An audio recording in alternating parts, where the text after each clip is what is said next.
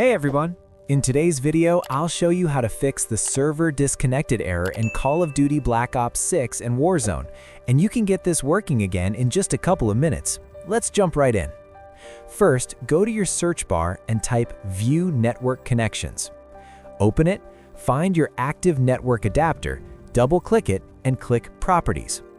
Now, select Internet Protocol version 4, TCP/IPv4, and open it.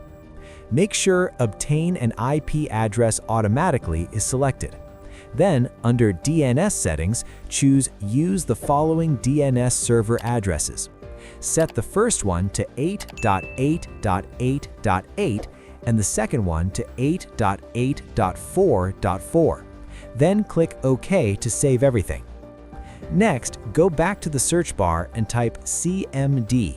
Right-click it, choose Run as Administrator, and click Yes. Now type this command, ipconfig/flushdns. Press Enter. Then type netswitch winsock reset. Press Enter again.